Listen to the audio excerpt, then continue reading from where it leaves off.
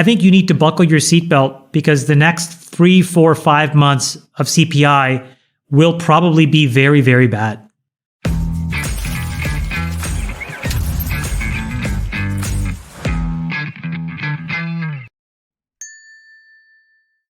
The thing that you have to do before you talk about what is happening now, I think it's probably useful to go back and you have to really start at the end of the great financial crisis.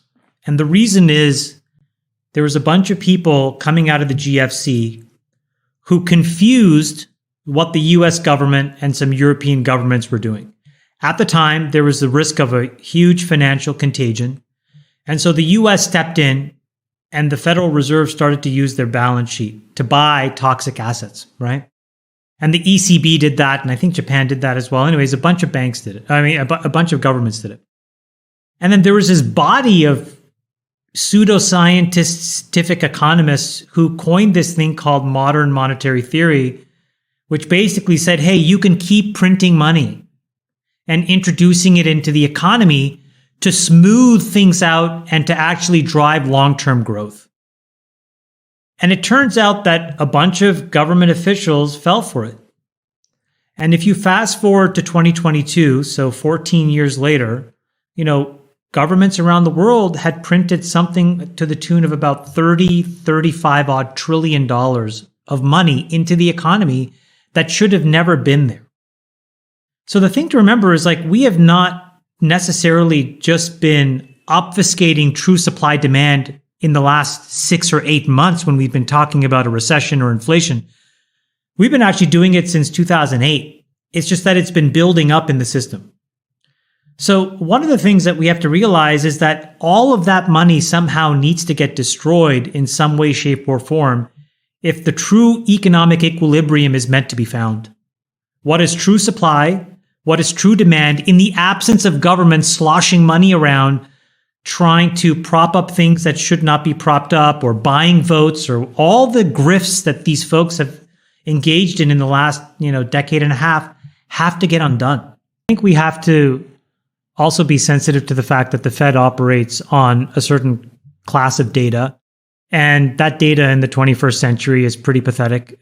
Nick, you can probably find this, but there was an article, I think it was in the New York Times, that really walked through how CPI is calculated. And it's a bunch of people that work for the government that walk around with iPads, building relationships with local businesses in all these random places all around the country and asking them to, chit-chat for 15 minutes and do these surveys. Now, you would have thought that in 2023 or 2022, what the government would have said to, Visa, MasterCard, American Express, all the payment rails, the banks, and Stripe is, send me a feed in the following structured way so that I can actually have an absolute precise sense of inflation, because inflation really only occurs when a good or a service trades hands for money, right? And you calculate what did that thing trade at the day before and what does it trade for today? So you could get an absolute precise sense of it. Instead, we do this random sampling thing and subjective, it's bad. Humans, etc. So if you read this article, your takeaway will be, oh my God, this is very rickety and it drives an enormous hammer that we use to try to manage the economy. That's the first thing.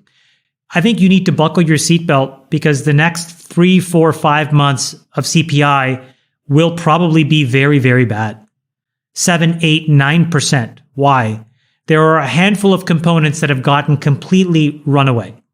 Number one, the biggest one is rent. And so rent works on a 3-month lag. We're going to reintroduce what the true owner's equivalent rent is into CPI.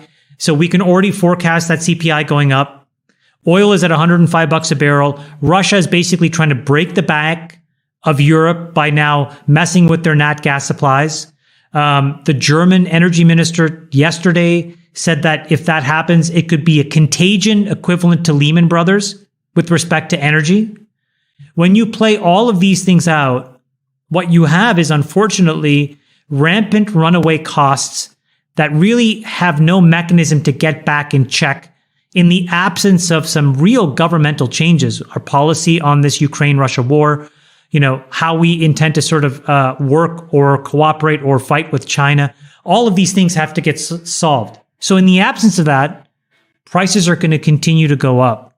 And so what does the Fed do? How does it throw away what little credibility it has left when there's 8 and 9% inflation prints and saying, we think we're done for right now. You can't do that. So they will overcorrect because there's just going to be so much pressure for them to act.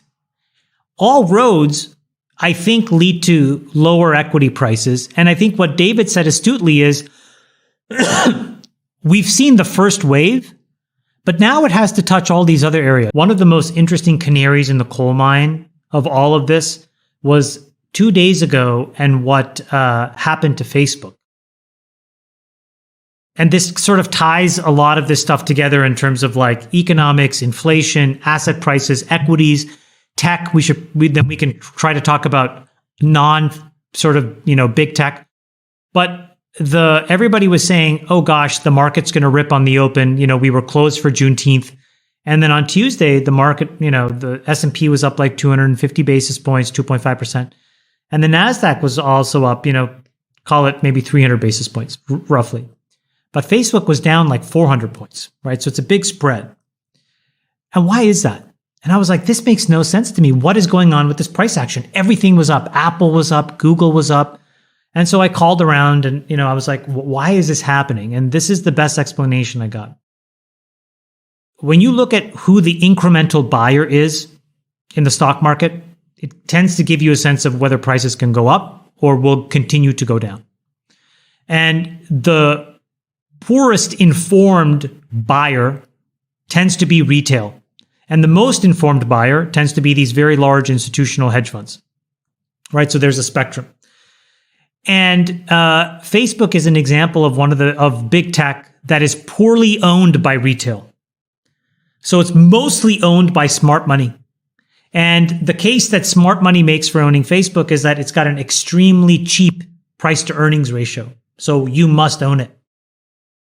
And what they said was that they, looking at the tea leaves of consumer demand, what they actually re-underwrote was that actually it's not that the price to earnings was cheap, it's that the E in PE was just wrong. And if they pass through all of these increases in inflation and, their earnings expectations into Facebook, it's actually more like fair value at a lower price. That's why they sold it so much on a day where the market was up. The amount of grift by so many of these venture firms in running these sketchy deals where they would put in some amount of money. This is my understanding of the scam because it was explained to me. You put in a little bit of equity at some crazy price, and then you get these tokens, and apparently there's no, you can just sell these tokens day one. And so what happens is you price the equity, but it's meaningless because really what you're getting is the right to get some amount of these tokens. The price is crazy. You sell it, and then you just kind of walk away. And apparently, you do these deals where you just rinse and repeat.